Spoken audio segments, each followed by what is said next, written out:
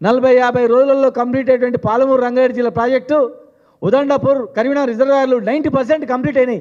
Complete అయినటువంటి ప్రాజెక్టులను కాళ్ళలో తవ్వితే నీళ్ళు వస్తాయి. ఈ పార్టీకి నీళ్ళు వచ్చేటివి, టెండర్లు విలువట్లేదు. మాట్లాడితే మేము మాట్లాడినామంటే మాట్లాడిన వాళ్ళపైన కేసులు పెట్టడం, భయపెట్టియడం. ఏం నేర్పుతున్నారని మీరు? మేము ఎప్పుడు కూడా పాలమూరు ప్రాజెక్టుకు మేము అడ్డం కాదు. కేసీఆర్ గారి నేతృత్వంలో ఎప్పుడు నిర్లక్ష్యం కాలేదు. ఆయన నేతృత్వంలో జిల్లా సస్యశ్యామలమైంది.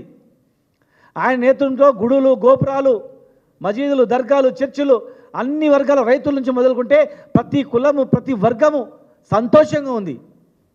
ఇవాళ 11 నెలల్లో మీరు గ్రామాలలో ఏం జరుగుతుందో చూడండి, సమీక్షించుకోండి.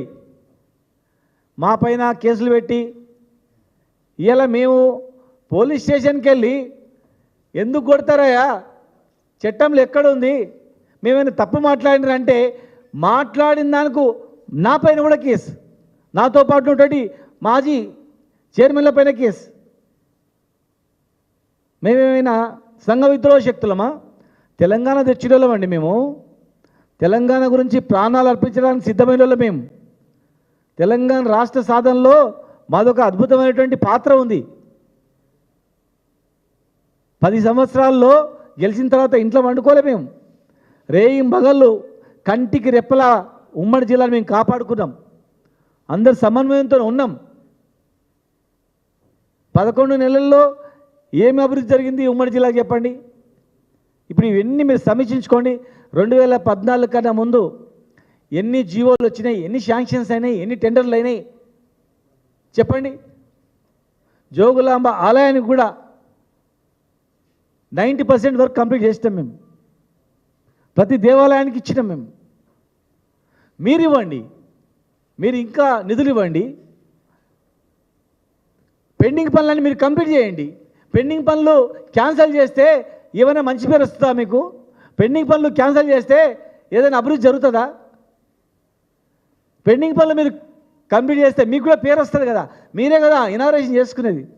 మేము బ్రిడ్జిలు కట్టినాం, ఎగ్జామ్లు కట్టినాం, మీరు ఇవాళ పోయి ఓపెన్ చేసుకుంటున్నారు. మీ ఆత్మసాక్షికి తెలుసు ఇది ఎవరు చేసిందని. మేము కూడా ఏమంటున్నాం, చేసుకోండి. మేము మా వాళ్ళు ఏమి అడ్డుకుంటలేరు.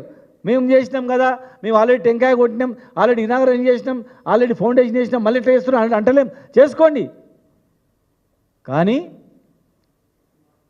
కొత్త పనులు చేయండి. క్యాన్సిల్ చేయకండి పాత పనులు.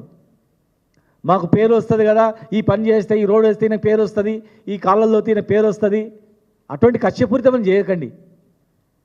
అన్ని జిల్లాల్లో మర్చిపోతారేమో.